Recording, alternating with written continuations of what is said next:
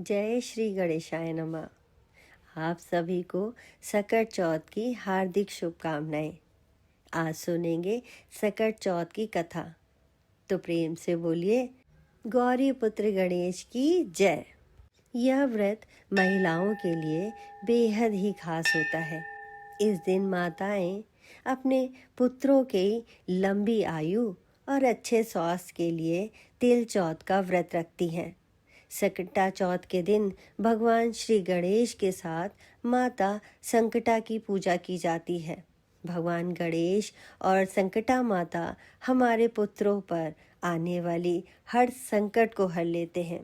सकट चौथ के दिन माताएं निर्जला व्रत रखती हैं तथा संध्या के समय भगवान गणेश और सकट माता की पूजा करके चंद्रोदय होने पर चंद्रदेव को अर्घ्य देकर अपना व्रत खोलती है। जितना ज़रूरी व्रत रखना है उतना ही कथा को सुनना भी बेहद ज़रूरी होता है, क्योंकि कथा के बिना व्रत अधूरा माना जाता है। तो चलिए सुनते हैं सकट माता की कथा।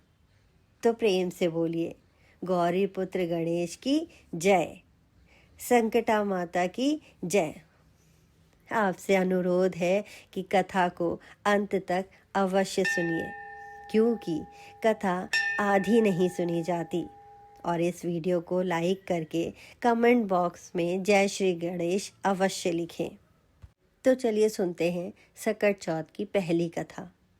एक देवरानी जेठानी थी। जेठानी अमीर थी, उसका परिवार भी बड़ा और पूरा भरा था। देवरानी गरीब थी, इतनी गरीब कि जेठानी की सेवा टहल करके गुजारा करती थी। जो कुछ चूनी चोकर मिल जाता उसे अपनी झोपड़ी में आकर पकाकर खा लेती। फूटे घड़े से पानी पीकर टूटी चारपाई पर सो जाती। सुबह उठकर फिर जेठानी की सेवा में चली जाती।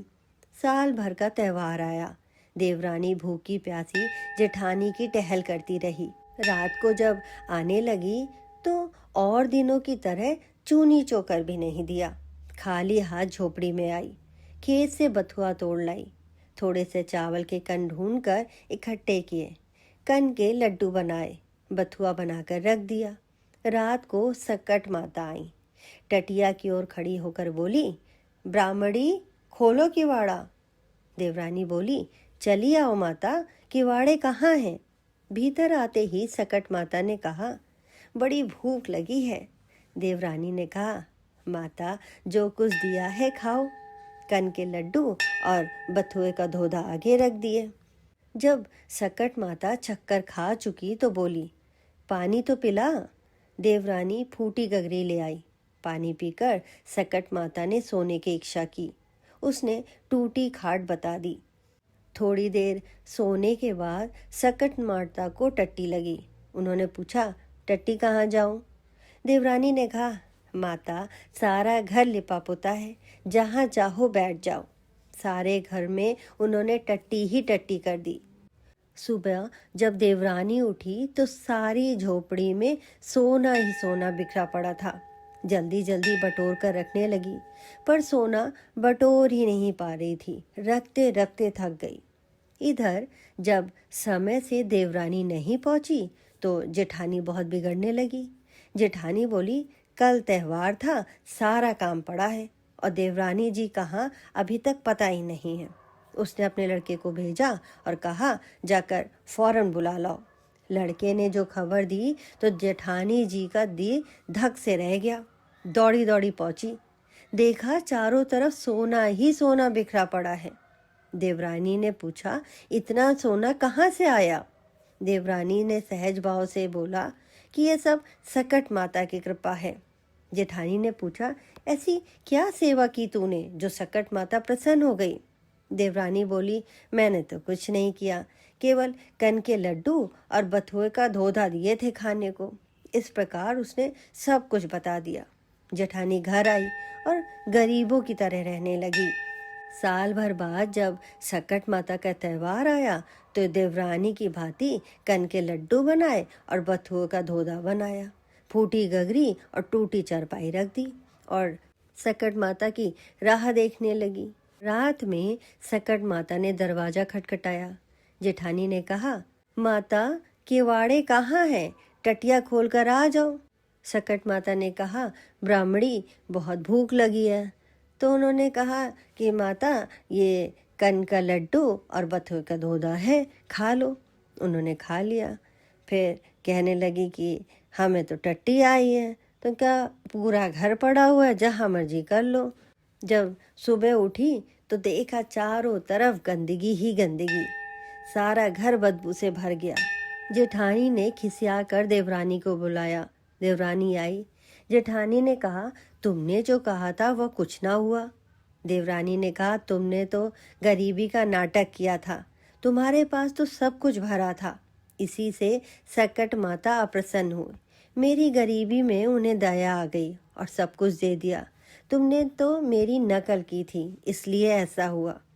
तो हे सकट माता, आपने जैसे उनके घर को धन धान्य से भरा, वैसे कहानी सुनने वाले को और सुनाने वाले को सब पे दया करना। सकट माता की दूसरी व्रत कथा। किसी नगर में एक कुम्हार रहता था। एक बार जब उसने बर्तन बनाकर आवा लगाया तो आवा नहीं पका। हार कर वह राजा के पास जाकर प्रार्थना करने लगा कि आवा पक ही नहीं रहा। राजा ने पंडित को बुलाकर कारण पूछा। तो पंडित ने कहा, हर बार आवा लगाते समय बच्चे की बलि देने से आवा पक जाएगा। राजा का आदेश हो गया। बलि आरंभ हुई। जिस परिवार की बारी होती वह परिवार अपने बच्चों में से एक बच्चा बलि के लिए भेज देता। इसी तरह कुछ दिनों बाद सकट के दिन एक बुढ़िया के लड़के की बारी आई। बुढ़िया के लिए वही जीवन का सहारा था, लेकिन राज आज्ञा के आगे किसी की नहीं चलती थी। दुखी बुढ़िया सोच रही थी कि मेरा तो एक ही बेटा है, वह भी सकट के दिन मुझसे जुदा हो जाएगा। बुढ़िया ने लड़के को सकट की सुपारी और धूप का बीड़ा देकर कहा, भगवान का नाम लेकर आवा में बैठ जाना, सकट माता रक्षा करेंगी। तिल तिल सकट मनाओ और सकट की रात महतारी पूत बिछड़नों कभू न आओ। बालक को आवा में बैठा दिया गया और बुढ़िया सकट माता के सामने बैठकर पूजा करने लगी। पहले तो आवा पकने में कई दिन लगते थे, पर इस बार आवा सकट माता की कृपा से एक ही रात में पक गया था। सवेरे कुम्हार ने देखा तो हैरान रह गया। आवा पक गया था। बुढ़िया का बेटा भी सुरक्षित था और अन्य बालक भी जीवित हो गए थे।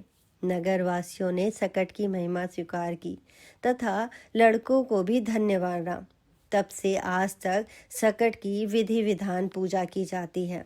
तो हे सकट माता, जैसे आपने बुढ़िया के बेटे की रक्षा करी, वैसे सबके बेटों की रक्षा करना।